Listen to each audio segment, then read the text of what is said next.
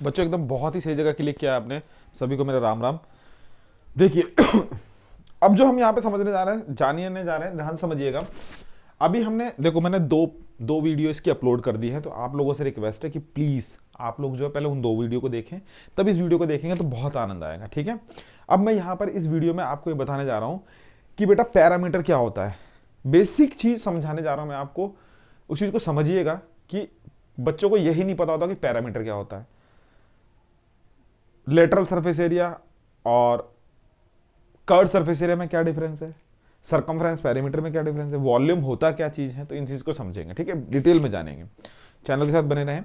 Video के नीचे जब कमेंट करेंगे तो मैं एनसीईआरटी के सॉल्यूशन भी अपलोड कर दूंगा सारी एक्सरसाइज के। ठीक है, चलिए तो चैप्टर हमारा मेंसुरेशन, क्षेत्रमिति, चलते हैं। तो देखो एरिया की अगर बात करें तो बेटा एरिया क्या होता है। एरिया वो चीज होती है, कोई भी ऐसी 2D शेप, 3D शेप, कोई भी शेप हो सकती है जो कि कुछ जगह घेरती है, उसको हम एरिया कहते हैं। ठीक है, सपोज के लिए हम ये डस्टर ले लेते हैं, तो ये डस्टर की अगर हम बात करें तो देखो ये क्या है, हमारा डस्टर जो है कुछ जगह घेरा इसने, जितनी जगह घेरी ना, ये इसका क्या हो गया, एरिया हो गया, कि इतना इसने जगह घेरा। हिंदी में से क्षेत्रफल कहते हैं।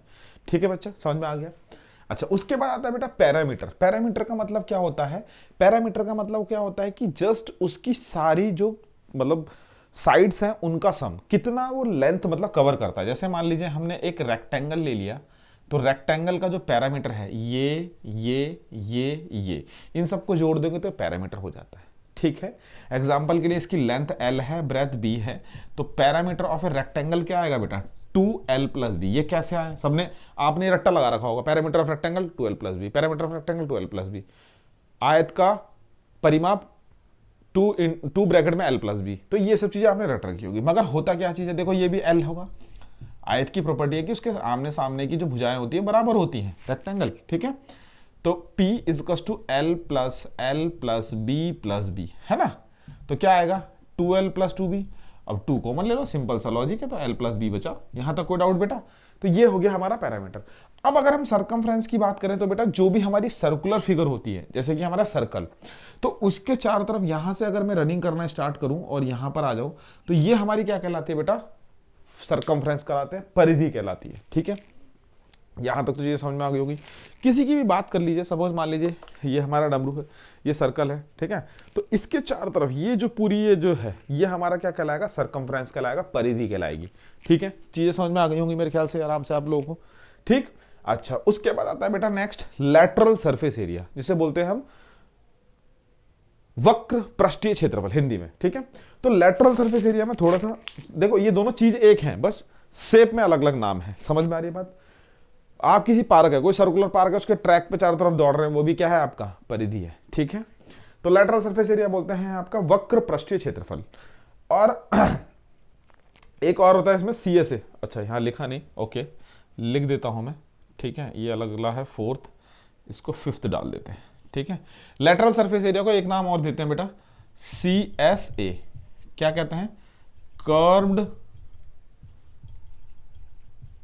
Surface area. ठीक है, दिख रहा होगा आप लोगों को, कर्व्ड सरफेस एरिया। तो लैटरल सरफेस एरिया क्या होता है, देखो बेटा अब मैं आपको एग्जांपल देता हूं। जैसे कि मान लीजिए हमारा डस्टर है, ठीक है, तो ये हमारा क्यूबॉइड है।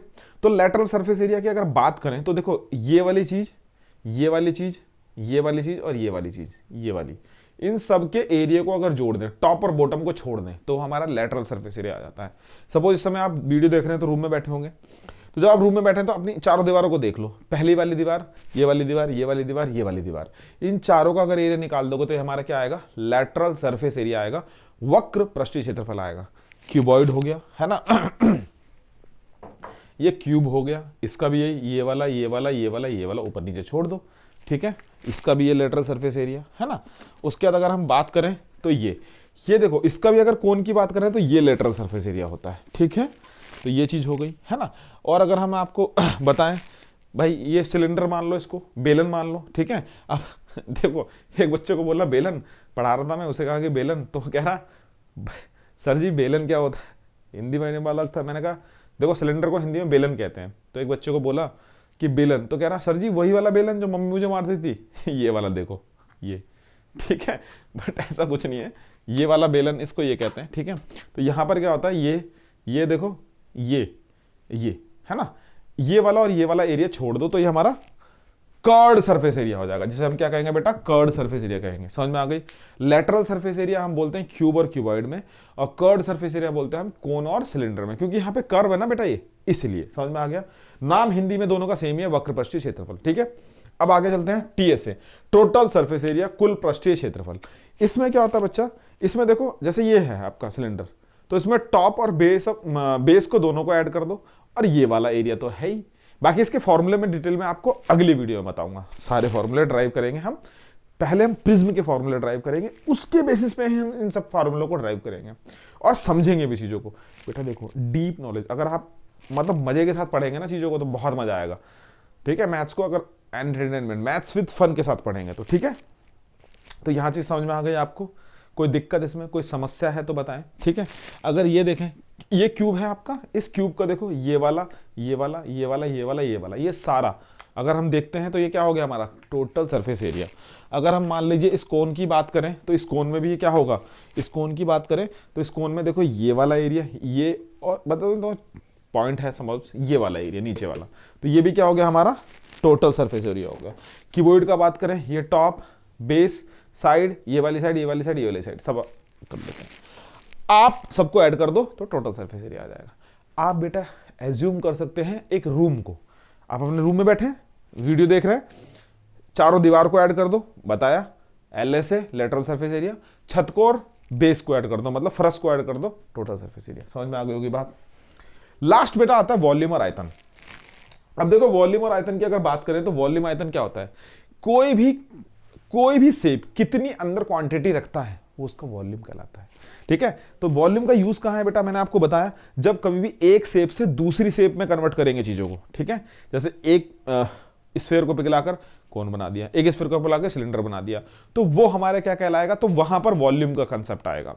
आप पार्टी में जा रहे हैं, इस समय पार्टी का समय चल रहा है, ठीक है, तो पार्टी में गए और पार्टी में जाने के बाद भाई आपने आइसक्रीम खाई, तो क्वेश्चन पेपर में कभी कभी पूछ लेते हैं कि भैया एक डब्बा है, मतलब क्यूबॉइड शेप का आइसक्रीम का डब्बा है, उससे हमने कोन भर के दे दी तो कितनी आइसक्रीम भरी जाएगी उससे, तो वहां पर वॉल्यूम इक्वेट कर दो, नंबर ऑफ कोन्स आ जाएंगे, नंबर ऑफ आइसक्रीम की संख्या आ जाएगी, ऐसा करके। ठीक है, तो ये हो गया। जैसे मान लीजिए ये कोन है, इसके अंदर कितना मटेरियल, कितना पानी आएगा, वो हमारा क्या कहलाएगा, वॉल्यूम कहलाएगा। यहां तक समझ में आ गई चीजें। ठीक है, अब बेटा बात करते हैं यूनिट पे कि यूनिट क्या क्या होती है।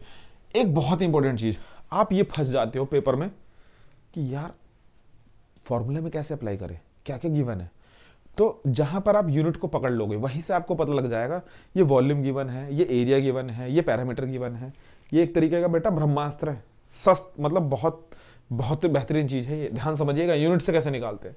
अगर हम एरिया की बात करें तो देखो बेटा रेक्टेंगल का एरिया क्या होता है, area of rectangle L into b होता है, मतलब जिसमें कि L इंटू बी होता है, जिसमें कि एरिया में क्या आएगा बेटा L इंटू बी, मतलब लेंथ को किस में नापते हैं, मीटर में नापते हैं, और ब्रेथ को भी किस में नापते हैं, मीटर में, तो एरिया की यूनिट क्या आ जाएगी, मीटर स्क्वायर। तो आप यहां पे लिख सकते हैं मीटर स्क्वायर या फिर सेंटीमीटर स्क्वायर या फिर किलोमीटर स्क्वायर। यहां तक तो कोई डाउट नहीं बच्चा।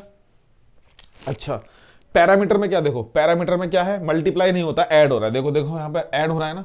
अगर मैं यहाँ पे लिखूं सेंटीमीटर प्लस सेंटीमीटर तो क्या मिलेगा मुझे, सेंटीमीटर तो मिलेगा, यानी कि इसकी जो होगी सेंटीमीटर लिख लो, मीटर लिख लो, किलोमीटर लिख लो, या फिर देखो डेसीलीटर, ये सब चीजें आप लिख सकते हो, उसमें कोई दिक्कत वाली बात नहीं है। ठीक है, अगर LS है, ये भी एरिया है, तो इसका भी क्या होगा, वही metre square, kilometre square, centimetre square, जो भी लिखना है वो देखेंगे कन्वर्जन। ध्यान समझिएगा बेटा, पेपर में अगर कोई भी, अगर मान लो लेंथ सेंटीमीटर में है, ब्रेथ मीटर में है, तो आपको या तो उसे सेंटीमीटर बना लो या उसे मीटर में कन्वर्ट कर लो, तभी आंसर आएगा, नहीं तो गड़बड़ हो जाएगी। तो प्लीज ये कन्वर्जन भी मैं आपको भी बता देता हूं लगे हाथ। वॉल्यूम की बात करें, देखो वॉल्यूम क्या होता है बेटा, कीबोर्ड का volume L into b into h यह होता है। तो मुझे सिंपल सी बात बताओ, लेंथ किस में नापते हैं, मीटर में, ब्रेथ किस में नापते हैं, मीटर में, हाइट किस में नापते हैं, मीटर में, तो तीनों को मल्टीप्लाई कर दोगे तो क्या आ जाएगा, मीटर क्यूब नहीं आ जाएगा। तो वॉल्यूम की भी क्या हो गई, मीटर क्यूब, सेंटीमीटर क्यूब और किलोमीटर क्यूब, ये 3 यूनिट, कुछ भी हो सकती है, डेसीमीटर क्यूब, मतलब क्यूब में आएगा, क्यूब का मतलब घन में आएगा। समझ में आगे बात, मीटर क्यूब, मीटर घन, सेंटीमीटर घन, ऐसे करके हिंदी मीडियम वाला। ठीक है, समझ में आ गया। क्यूब को घन बोलते हैं, स्क्वायर को वर्ग बोलते हैं। ठीक है, सेंटीमीटर स्क्वायर यानी वर्ग मीटर स्क्वायर ऐसे लिखा रहता है, या फिर वर्ग, इकाई, यूनिट लिखा रहेगा, इस तरीके से लिखा रहेगा। समझ में आ गई बात? यहां तक चीजें मेरे ख्याल से समझ में आ गई होगी, इतना स्क्रीनशॉट ले सकते हैं, ठीक है। तो यूनिट से हम चीजों को समझ पाएंगे और जान पाएंगे। ये एक बेसिक फंडा है बेटा इन सब चीजों को समझने का, ठीक है। बहुत ही इंपॉर्टेंट चीज बता रहा हूं मैं आपको। अब आप जैसे कन्वर्जन देखते हैं तो एक बार मैं इसको रब कर देता हूं, ठीक है, स्क्रीनशॉट लें, ठीक। अब देखिए, जैसे कि मान लीजिए आपने यूनिट का कन्वर्जन देखा है ना, थोड़ा सा मैं बता देता हूं बेटा। बहुत मतलब यूनिट कन्वर्जन ना बहुत बार आ जाती है, उसमें बच्चा ना फंस जाता है। एक्चुअली क्या है, कभी कभार क्या है, यूनिट की कन्वर्जन नहीं कर पाता है वो, तो वहां पर क्या है कि क्वेश्चन में फिर गड़बड़ हो जाती है और दिक्कत हो जाती है, फिर आंसर नहीं आता। तो जैसे बीच में अगर हम मीटर को रखते हैं, ठीक है, एक मिनट सॉरी, बीच में हम किसको रखते हैं बेटा, मीटर को रखते हैं, ठीक है। अगर हमने बीच में मीटर को रखा, ठीक, अब देखिए हमने मीटर को रख दिया। अब मुझे सिंपल सा लॉजिक है कि अगर जैसे ही हम आगे जाएंगे तो उसमें लिखेंगे हम क्या, डेकामीटर, ठीक है।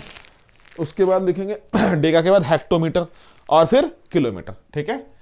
हेक्टोमीटर एच के लिख दो, HM लिख दो, और फिर किलोमीटर आ गया आपका, ठीक है। इधर जाएंगे तो डेसी, और फिर इधर सेंटीमीटर मतलब CM है ना, और इधर आपका आ जाता है मिलीमीटर, ठीक है, इस तरीके से। तो ये आ जाता है, यहां तक तो कोई डाउट नहीं बेटा। अब इनमें देखो गैप कितने कितने का, 10 का, सब में गैप कितने का होता है, 10 का चलता है गैप सब में। अब मैं देखो एक छोटी सी चीज बताता हूं आपको। कोई पूछे 1 किलोमीटर में कितने मीटर, तो आप क्या बताओगे, 1 2 3 1000 मीटर, ठीक है। 1 मीटर में कितने डेसीमीटर, 10 डेसीमीटर, DM, ठीक है। 1 मीटर में कितने सेंटीमीटर, 100 सेंटीमीटर। देखो 2 चले गए यहां से यहां, समझ में आ गया। तो ये एक बेसिक फंडा है बेटा, चीजें क्लियर हो गई होंगी, इसको नोट कर लीजिए, बहुत इंपॉर्टेंट चीज बताई है मैंने आपको, ठीक है। तो नेक्स्ट वीडियो में हम क्या करेंगे बच्चा, नेक्स्ट वीडियो में हम आपको बताएंगे किस तरीके से हम फॉर्मूलों को, 3D फॉर्मूलों को ड्राइव करते हैं बाय यूजिंग ए प्रिज्म और बाय यूजिंग पिरामिड। तो नेक्स्ट वीडियो में मिलते हैं, सभी को मेरा राम राम।